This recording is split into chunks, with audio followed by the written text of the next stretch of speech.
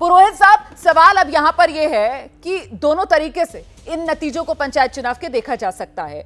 वो जो एक बात कह दी ना अतुल अंजान साहब ने कि साहब देखिए इसमें कोई निराली बात नहीं है, जो सत्ता में होता है वो इस तरीके से जो लोअर बॉडीज के चुनाव है वो जीतते चले जाते हैं।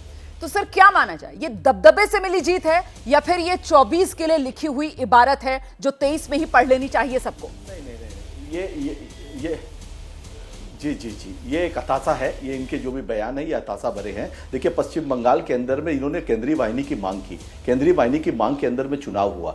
उसके बाद में देखिए पश्चिम बंगाल का जो इतिहास रहा है उसके अंदर में चुनावी ये जो लोकल बॉडीज के चुनाव होते हैं इसमें थोड़ी हिंसाएं होती है, जिसमें बहुत कमी आई है। अगर आप इतिहास दर इतिहास पन्ने खोलेंगे तो अगर आप इस बार इस चुनाव के अंदर में 40 हुई है तो इसके पहले 2018 तो उसमें कमी आई है। मैं ये नहीं बोलूंगा कि नगण्य है, शून्य है उसमें, मगर हमारे दलों ने हमारे लोगों ने बहुत कोशिश की गई कि शांतिपूर्ण चुनाव हो। मगर कुछ लोग हैं जो बाहरी ताकतों को ला करके पश्चिम बंगाल को खराब करने की कोशिश कर रहे हैं। जब से चुनाव डिक्लेयर हुआ यहां के जो नेता है वो जाते हैं गृह मंत्री के पास में, उनकी गोदी में बैठते। देखिए चुनाव ये बहुत बड़ा मुद्दा नहीं था, इसको बहुत बड़ा मुद्दा बनाया गया। पश्चिम बंगाल के अंदर पश्चिम बंगाल एक शांत प्रदेश है, वहां पे चुनाव की समय थोड़ी बहुत गर्मा गर्मी देखिए हर राज्य में होती है, अलग अलग तरीके की होती है, मगर इसको बदनाम करने की जो साजिश की गई सभी राजनीतिक दल यहाँ पे जो स्थानीय मैं नहीं बोलूंगा केंद्रीय, आज वामपंथी अलीपुर द्वार अलीमुद्दीन स्ट्रीट पे जो वामपंथी का जो कार्यालय है परसों रात को वहां नारे लगे हैं भाजपा के दलाल, मतलब कार्यकर्ता नारे लगा रहे हैं, नेताओं को बोल रहे हैं सीपीएम के नेताओं को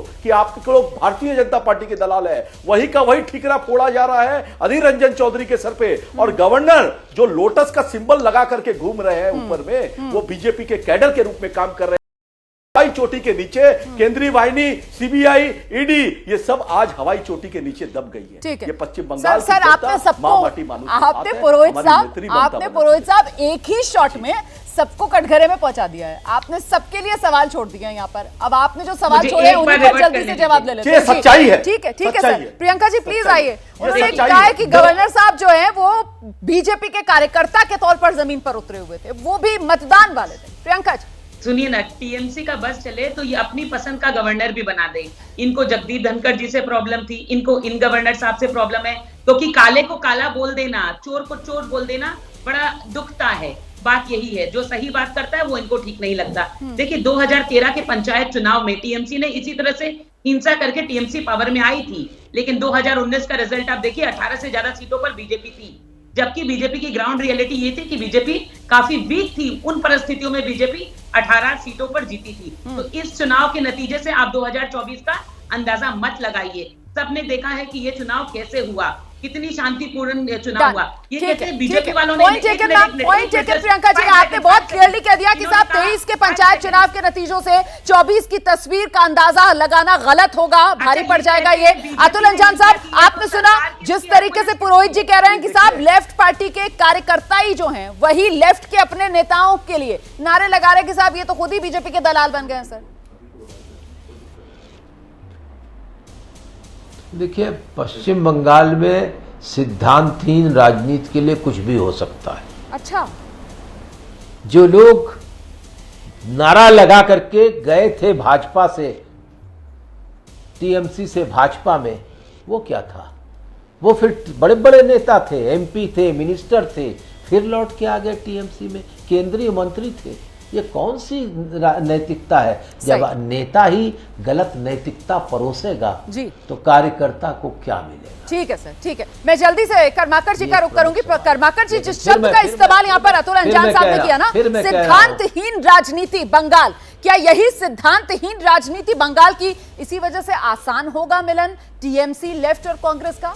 प्रीतम कर्माकर जी देखिए मैं आपको एक चीज बोलना चाहूंगा। पहला बात जैसे आपने बोले कभी कभी रिलेवेंस देना हो जाता है कि बंगाल से यूपी क्यों चले गए, मणिपुर क्यों चले गए, तो मैं आपको भी बोलना चाहूंगा कि ये जो सब्जेक्ट है इससे सिर्फ भटकाने का इशू है नेशनल अलायंस का, वो एक सेपरेट है, ये एक सेपरेट है। इसको कम से कभी भी किसी भी हालत में ना भटकाए। मैं फिर से रिपीट करता हूं, सेपरेट कैसे हो सकता है? यहाँ बंगाल में एक दूसरे का गिरेबान आप लोगों ने पकड़ा हुआ है और दिल्ली की राजनीति में आने के लिए आप गिरेबान छोड़कर एक दूसरे के हाथ पकड़ने की तैयारी में हैं, इसीलिए तो सवाल है ना सर, ये तो सीधा लिंक है इस सवाल का। कहाँ तो सर गिरेबान पर हाथ है और कहाँ हाथ में हाथ है, ये तो सर सीधा लिंक है ना।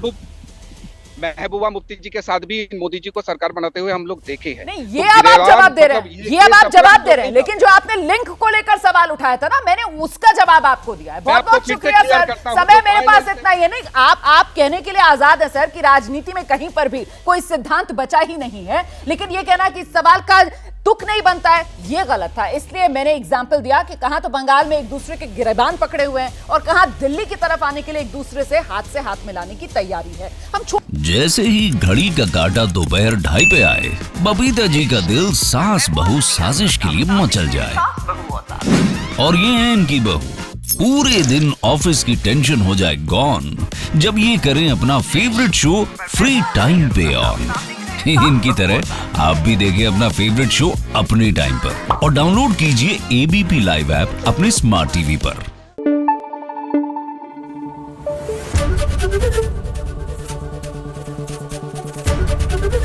एबीपी न्यूज आपको रखे आगे।